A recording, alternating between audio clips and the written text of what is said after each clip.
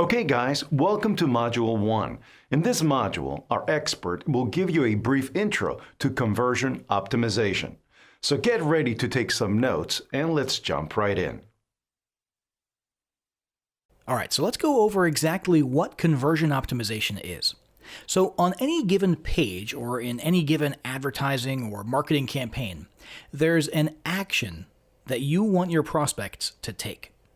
And sometimes it's opting in to an email list, or maybe it's getting someone to purchase something from an e-commerce site. Sometimes it's entering in a phone number or an address, or it's booking a call or requesting a quote. If it's a sales page, you just want them to scroll down there and get to that buy button. And sometimes it might be something as simple as a click. Whatever the action is, you want as many of your visitors as possible to take that action. And when a visitor takes that action, that is called a conversion. Your conversion rate is the percent of visitors that convert, that take that action. So if you have a landing page with an email opt-in form, and 200 visitors view that page, and 60 of them type in their email address and click submit, well, there you go. You've got a 30% conversion rate, 60 out of 200. Now, it goes without saying that we want our conversion rate to be as high as possible.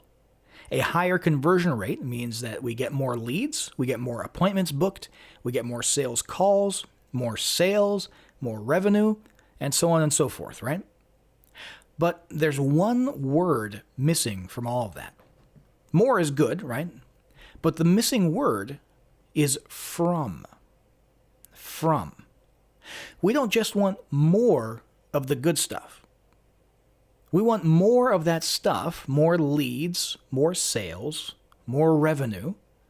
We want more of it from our existing traffic, or from a given amount or a given instance of traffic coming to our entry points. You see, because you can get more leads and sales by simply spending more money on traffic, right? By simply sending more visitors to your site. Maybe you increase your advertising spending, or you increase your social media prospecting and your hustling and all that good stuff, right? But we don't want to be in a position where that's our only option. We don't want to be in a situation where we're dependent on volume because we're powerless to change our conversion rates.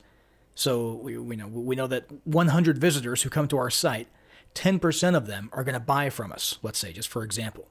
And so, oh well, I guess we'll just have to be content with that. And if we want more sales, well then we better increase the ad spend and bring more of those hundreds in to our site so that we get more of those tens, right?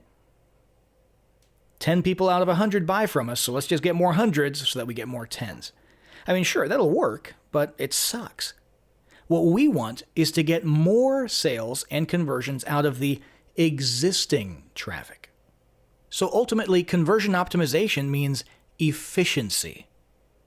What that does is it drives down the customer acquisition cost. Because let's say those 100 visitors that we mentioned cost $100 in ad spend to drive them to our site. And then 10 of them end up buying from us, right? Well, that means it cost you $10 to acquire a customer, right? 100 divided by 10 is 10. $10 per customer acquisition. But what happens if you increase your conversion rate from 10% to 20%? So 20 buyers out of 100 visitors. Well, that means that your customer acquisition cost is now only at $5 because you've still spent only that original $100 in ad spend. You didn't change your ad spend, but you got twice as many buyers. You got 20 instead of 10. So 10 divided by 20 is $5 per customer.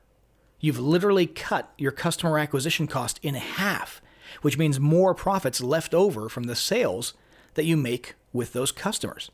Does that kind of make sense? Conversion rates are not a vanity metric. They're not something that you increase just for the sake of increasing them because they look good or they make you feel good. A lot of people think that way. No, it's actually a very, very significant economic reality. And it can make all the difference in your business. That is why conversion optimization is such a big deal. Now, I'm not saying that spending more on ads to drive more traffic is a bad thing. It's not. It's a key to scaling.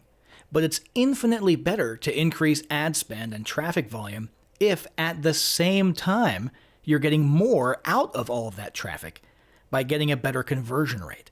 It's not an either-or situation, it's a both-and situation. One benefits the other. Scaling your ads and traffic benefits from the lower customer acquisition costs that conversion optimization can bring you. Because when your customer acquisition cost is lower, well, you can easily afford to outspend your competitors and acquire customers at a higher rate than them.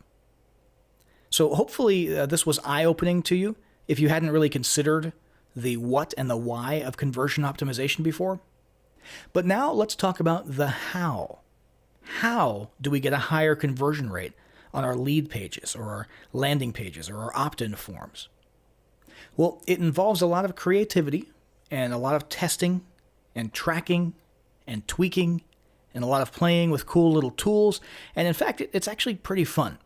A lot of marketers, honestly, they get addicted to conversion optimization because it's just a really cool process to test out all these new things and get creative and see, what happens if we do variation A versus variation B, and then you see the results coming in and it either proves you right or it proves you wrong.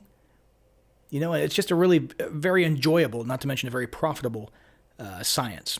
And in the next module, we're going to have a look at some of those tools and methods that I just mentioned.